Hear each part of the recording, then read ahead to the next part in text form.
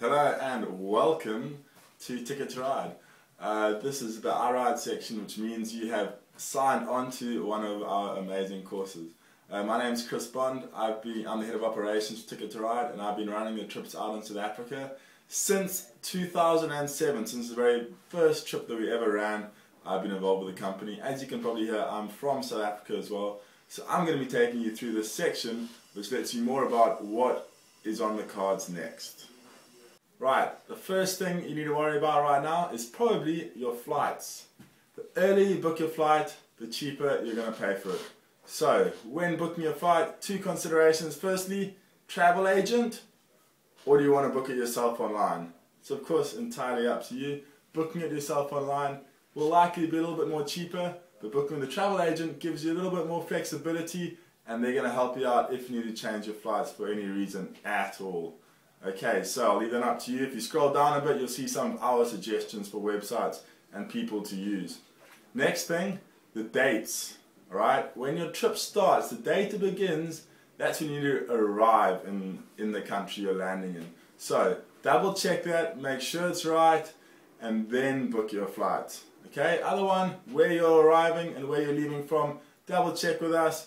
You know, whether you're doing one of our surf camps or the full 10 weeks, 6 weeks, 13 weeks, we don't know that one. You're going to have to double check exactly where you're leaving from and where you are going to. Okay, lastly, of course, give us a call. We've done it thousands of times before. We are here to help you any time of night or day, so give us a shout and we'll help you out. Now, some of you might be wondering what actually happens when you arrive at your destination. Okay, just for ease of mind, you will be picked up by your trip leaders. Your Ticket to Ride trip leaders are the people that will be taking you throughout the trip, from the beginning to the end. They'll be driving you, they'll be coaching you, they'll be looking after you, they'll be making sure you have a fun time, they'll be putting up blogs on the websites. They are your go-to person. They'll meet you at the airport, you'll have vehicles with you all the way up along your trip, and they will wave you goodbye at the end. So, you'll be looked after. Once you've booked your flights, next things you need to look at are both visas for the country and, of course, travel insurance. It is required that you have travel insurance. It is definitely worth it. When you travel with us, you in fact have to have it. You wouldn't want anything to go wrong out there. We have a recommendation below, but it's entirely up to you. Check through your policy carefully and make sure that it fully covers you. It is worth it. Okay, for your visas, depends on what passport you're traveling with, of course. So just have a look at that. You can look on our website a little bit down below here, and there's a page which gives you an idea of which passports need visas in the country you're traveling to or not. So double check that, take the time with it. You do have to have a departure date in order to get a visa. So if you're planning on extending your stay, just double check with that. If you do want to extend your visa, you can do it out there in the country, but you just need to make sure you have your dates and sufficient funds and all other requirements for your visa. So have a little look at it, or give us a call and we'll help you. Okay, one of our most common questions we have when people are signing on to trips are what jabs, what shots do they need to take, which vaccinations? This is a question which we can answer, but we much prefer to give it to the doctors, as they'll have much better detailed current information about exactly what the problems are in the various countries which we'll be traveling to. When it comes to malaria, there is no malaria in South Africa, except maybe near Kruger Park, which we don't go to at all. There is malaria in Mozambique, however, so you will need to take medication for that. Once again, you'll have to see a doctor to see which one they recommend you take. So, off to the doctors for that. When it comes to cash, or rather money, it's very important on these trips that you have it well organized before you get out here. Trying to send over cards is quite difficult. It is possible, it has been done before, but the better prepared you are, the less you have to worry about it down the line. There are various options for this. Whether you want to take cash, which is not the best idea, maybe a small amount, or you got travelers checks, or it's a good option. Things are moving more and more towards being able to draw money though. Cash passport is a great idea because you can be topped up from overseas at any point in time. Debit card, great option, and credit cards, of course. What we recommend is you travel with 2 cards, keep them separate, so if you ever do lose one or it gets misplaced or stolen, you have the other one, so you still have something to go by. Whether you want to bring your phone, your mobile phone, with you on your trip or not is entirely up to you. Some people do, others don't. The main thing when it comes to using your phone is, of course, remembering that using roaming is very expensive. So be careful of that one, it can come back to bite you. Also, if you do misplace your phone, make sure you cancel that contract. It's another one that's come back to bite a couple of people in the past. So just be aware of that and remember that. The alternative, of course, is to buy a cheap phone out here. You know, they're always available. You're going to use a local SIM for that. It's really up to you. What I would recommend is, if you do take a phone with, put it in your bag or keep it locked away. You won't need it most of the time. It's an opportunity to forget about things like phones and just enjoy your time out there in the country, seeing a new place and learning a new sport. When it comes to internet and things like Skype, Facebook, Twitter, whatever other needs you have for it, there certainly is good internet in South Africa for one. It does cost though, and it's not nearly anywhere as fast as most other parts of the world. It's accessible, but don't rely on it to be able to download all your movies once you're out here.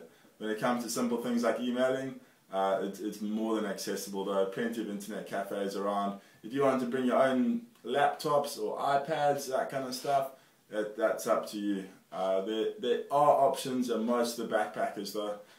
When you go a little further afield into Mozambique, there's not much in the way of internet. It exists, but it's very slow. Costa Rica, on the other hand, has very good internet and Wi-Fi. Alright, food. When it comes to food, there's several different things you might be wanting to ask. Firstly, how much will you need to spend a day? That is entirely up to your spending habits, unfortunately.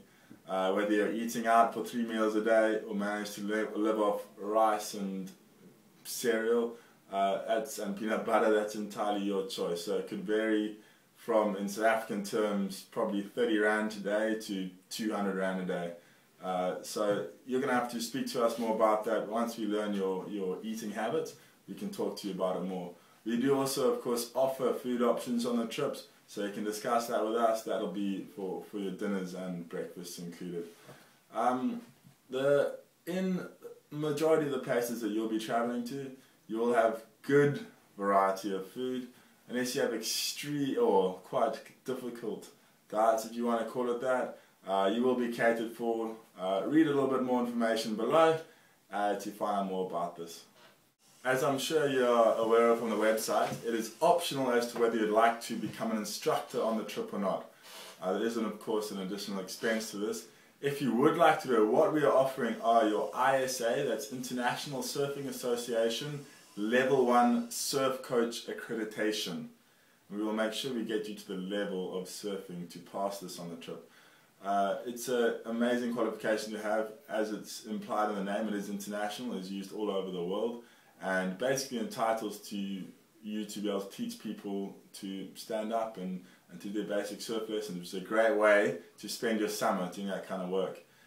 What you need to do as well as that is a lifeguard qualification. This lifeguard qualification we do is specifically designed for people doing a surf coach qualification. It makes it a little bit easier. The main requirement for it, aside from all the first aid stuff you have to do, is to swim 400 meters in a pool in 9 minutes. So if you think you can do that, then I'm sure you'll easily pass the course. Okay, next question. What do I need to bring? This of course is different for different people, but just got to cover your basics here. In your trip booklet, there's quite a lot of information on this, as well as when you scroll down a little bit, you'll see some more information I've got here. Look at whether you're coming in winter or summer. Of course, it's a good start. Just remember, there is always going to be a little bit of wind, it can be a little bit rainy, that kind of stuff. I don't want to dampen your spirits here, but you've got to be realistic. So don't just bring one t-shirt and a pair of board shorts and a pair of flip-flops with you on the trip. Okay, when it comes to your surfing gear, if you already have a wetsuit, definitely bring it with. They are probably a little bit cheaper to buy online overseas than when you're out in the country, but much of a muchness. When it comes to surfboards, definitely don't buy a surfboard just for the trip. If you have one that you think is appropriate, then you can bring it with, but they are going to be cheaper when you're out there. Give us a call, talk to us on the phone, we can run you through it. We know all about this kind of stuff, we are really experts in this area. In your last couple of months leading up to your trip, well, it depends on when you signed on of course, just a couple little tips and suggestions to make sure you can make the most out of this trip. You are coming out on an amazing trip. Okay, it's an awesome experience. You're going to see an amazing country as well as of course either learning to surf or improving your surfing. Okay, the instruction you're going to get is going to be phenomenal. The better you're prepared, the better your trip's going to be.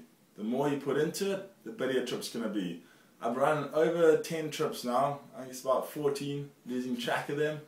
Okay, I've seen it numerous times. People who come in with it a little bit prepared have a much better trip, and if you take it on wholeheartedly, you're going to enjoy it. Get in the water, do some swimming before your trip. Go for a run, get some exercise, do some yoga, do some stretching, whatever it takes. The more you prepare yourself for it, the easier surfing is going to be when you get here, and the more you're going to be able to make the best out of your experience. Okay, remember this, we are just on the end of a phone call. We've done it all before. We love talking to people who are coming on trips. We love to hear any questions you may have. I've covered the basics in here, but there will always be something more you want to know, and for good reason. So give us a call, chat to us on the phone, and we'll help you out. And whilst you're passing your time getting excited for the trip, you can check us out on Facebook, follow us on Twitter, have a look through the website, any blogs of trips that are already up and running. And other than that, I'll see you out there.